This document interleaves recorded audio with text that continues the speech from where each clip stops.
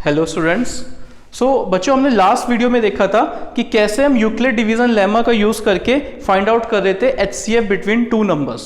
ठीक है, हमने देखा था कि हमें सर्टेन स्टेप्स को फॉलो करना पड़ता है और उन स्टेप्स के बाद हमारे पास एचसीएफ फाइंड आउट हो जाता है दो नंबर्स का।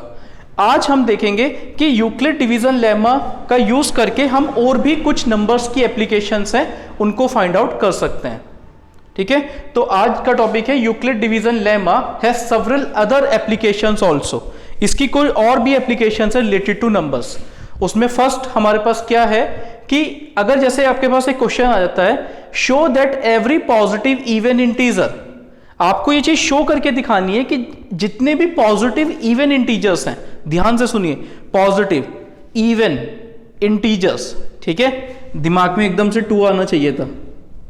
ठीक है, पॉजिटिव भी है, इवन भी है और इंटीजर भी है, is in the form of 2q। वो कह रहे हैं कि कितने भी जो आपके इंटीजर्स हैं, जो पॉजिटिव इवन इंटीजर हैं, वो 2q के फॉर्म में होने चाहिए, और जो आपके पास पॉजिटिव ऑड इंटीजर है वो किस फॉर्म में होने चाहिए, 2q + 1 के, और जिसमें q कोई भी एक इंटीजर हो सकता है। ठीक है, तो बच्चों ये चीज पहले से ही आप लोगों को पता होगा कि आपके पास इवन नंबर्स होते हैं वो मल्टीपल्स ऑफ 2 होते हैं, और जो ऑड नंबर होते हैं वो इवन नंबर + 1 होते हैं। लेकिन ये चीज हम यूक्लिड डिवीजन लेमा से कैसे कर सकते हैं उसको देखिए। अगर मैं सॉल्यूशन की बात करता हूं तो मैं कहता हूं कि let A be any positive integer. मान लो कि एक पॉजिटिव इंटीजर है हमारे पास जिसका नाम है ए।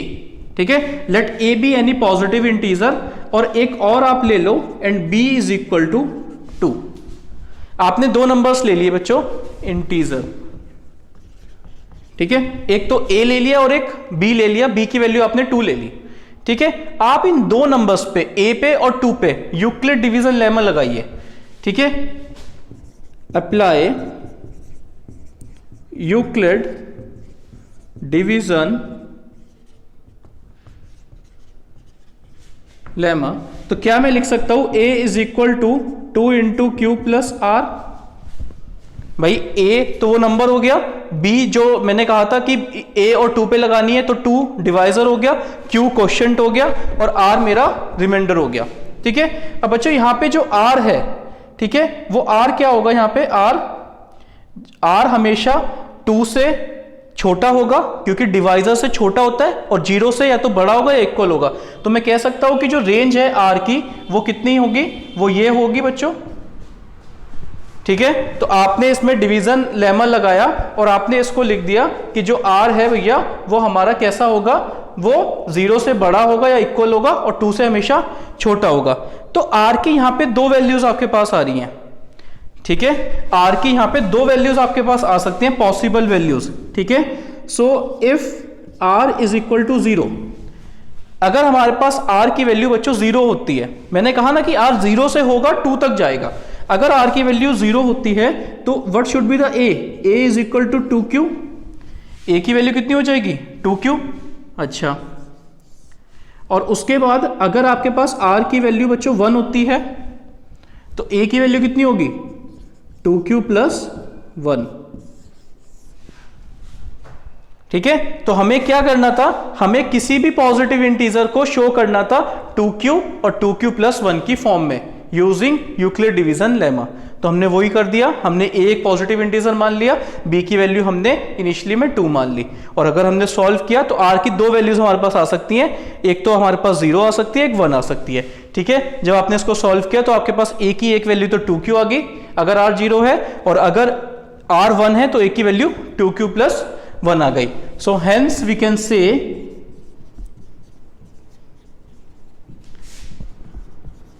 every positive integer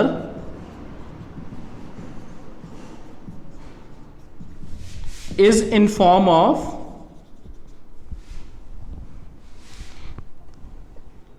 even। अगर इवन पॉजिटिव इंटीजर की बात करते हैं तो वो किस फॉर्म में होगा, 2q की फॉर्म में होगा, और ऑड पॉजिटिव इंटीजर किस फॉर्म में होगा, 2q + 1 की फॉर्म में होगा। ठीक है, और यहां पर जो आपके पास q है वो क्या होगा, वो कोई भी एक इंटीजर हो सकता है। Where q is any integer. अच्छा, एक बात का और बच्चों ध्यान रखना कि जो q भी है ना, तो इसकी भी वैल्यू 0 या 0 से बड़ी होती है हमेशा। जो आपका क्वोशंट होता है, जब भी आप डिवाइड करते हो तो जो क्वोशंट होता है उसकी वैल्यू या तो 0 या उससे बड़ी होगी हमेशा।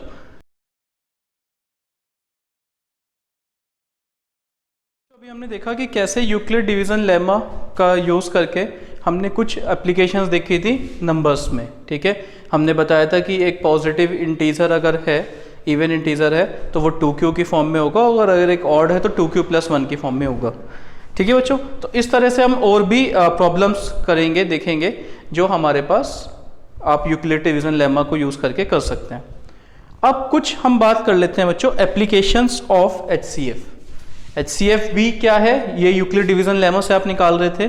ठीक है, अब इसकी कुछ एप्लीकेशंस आती हैं, इसकी कुछ वर्ड प्रॉब्लम्स आती हैं।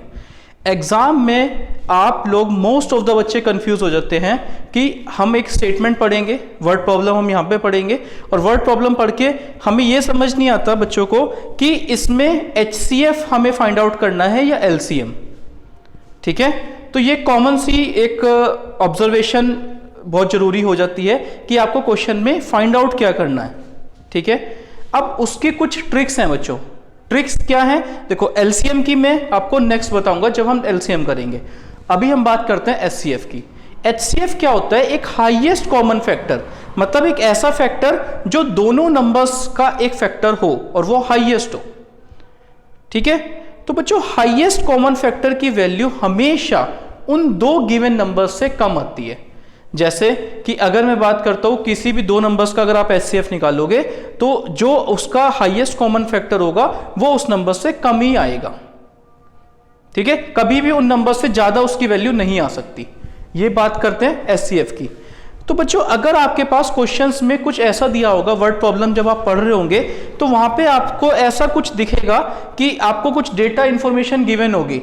ठीक है, आपको उनको स्टैक करना होगा या अरेंज करना है। क्वेश्चंस में आप ये कीवर्ड्स का ध्यान रखोगे कि आपको उन्हें अरेंज करना है एक रो में, या अरेंज करना है कॉलम्स में, स्टैक करना है, उनका पाइल बनाना है। जैसे यहां पर क्वेश्चन को समझते हैं, इसमें क्या दिया हुआ है, देखो, अ स्वीट सेलर हैज 420 काजू बर्फी एंड 130 बादाम बर्फी। बच्चों एक मिठाई वाला है, उसके बाद दो तरह की बर्फी है, एक तो उसके पास 420 तो है उसके पास काजू की बर्फी। ठीक है, और उसके बाद उसके पास है 130 बादाम की बर्फी। ठीक है, अब उनको उसको क्या करना है, स्टैक करना है। स्टैक मतलब एक के ऊपर एक, एक ऊपर एक क्या बनाना है, स्टैक बनाना है, एक के ऊपर एक रखना है। और इस तरह से रखना है कि आपकी जितनी भी वो स्टैक्स बने, जितनी भी वो उसकी ढेरी बने, वो सारे के साथ में जो नंबर है बर्फी का वो सेम रहे। मतलब अगर एक में 10 आ रही हैं, एक उसमें 10 आ रही हैं, तो सब में के सब में वो 10 ही 10 आती रहे। इस तरह से अरेंज करना है।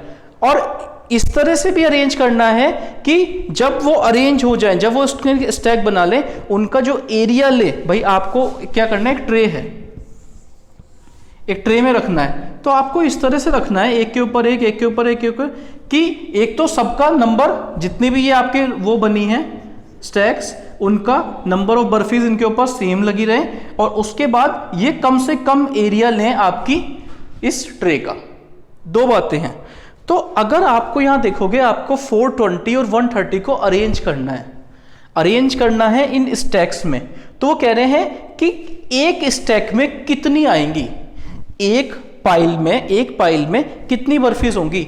तो बच्चों 420 और 130 से तो कम ही होगी ना, क्योंकि ये तो टोटल है, इनको अरेंज करना है। तो आंसर आपको समझ आ गया कि भैया जैसे भी मैं अरेंज करूं वो अलग बात है, लेकिन आपका आंसर जो है वो 420 और 130 से कम नंबर आएगा, क्योंकि आपको इन्हें बताना है कि what is the number that can be placed in each stack, her stack में कितनी रखूं मैं, कि ताकि आपका कम से कम एरिया लगे और सारे के सारे जितनी स्टैक्स बने उन सब में सेम नंबर ऑफ बर्फी हो।